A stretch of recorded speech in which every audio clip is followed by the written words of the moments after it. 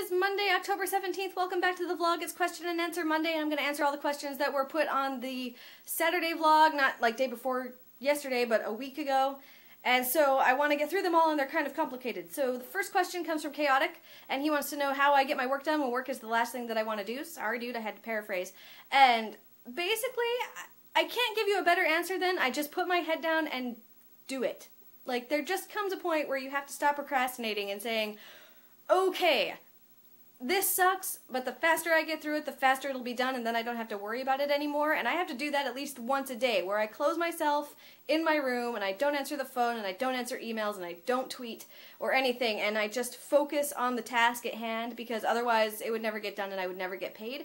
And I think that the getting paid is a big motivator there, because it's a far better motivator than, like, grades were when I was in school. So that's a terrible answer, but there you go.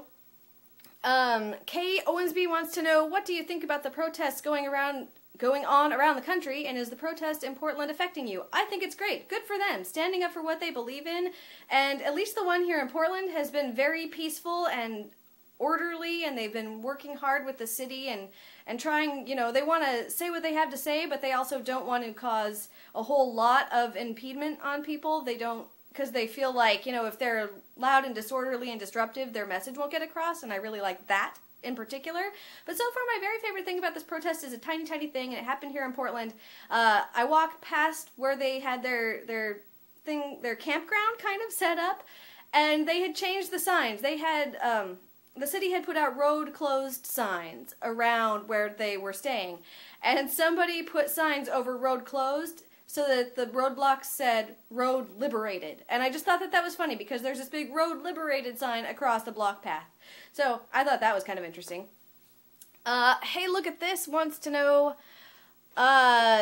you've told us all about your love of House, Big Bang, and West Wing. Which of any show would you like to be on as yourself or someone else already in the show? So I would love to be on Big Bang Theory just as me, kind of like an evil me, like Will Wheaton, because I think that that would be fun, and it just seems like it would be a really fun thing to do. As for characters who already exist in a show, I want to be Maxine Gray when I grow up. And if you haven't seen Judging Amy, that's not going to make a whole lot of sense, but the character's played by Tyne Daly, and she is a badass, and I love her. So I would want to be Maxine Gray in the show, because she's awesome, and if I could be myself on any television show, it would absolutely be Big Bang Theory as me, because I just think it would be fun. So how did I get into writing as a profession? This is from Panda.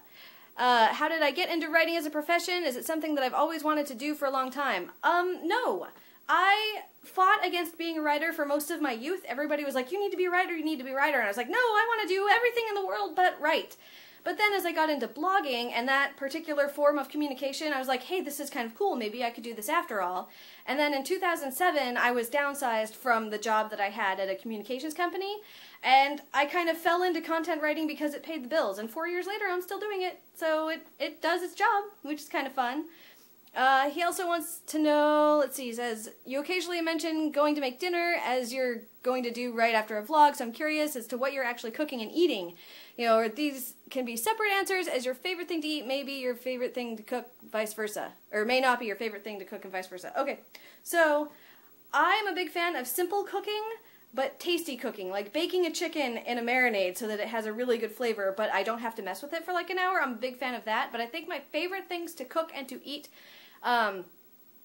that I make myself are beef stew. I make a really awesome beef stew in the crock pot. I'm also really good at spaghetti and chicken noodle soup, which is a recipe I got from the Pioneer Woman and kind of tweaked to my own taste. As far as food that I don't make myself that I love, hamburgers, across the board. Hamburgers. I love hamburgers. I know that that's not PC of me, but there it is.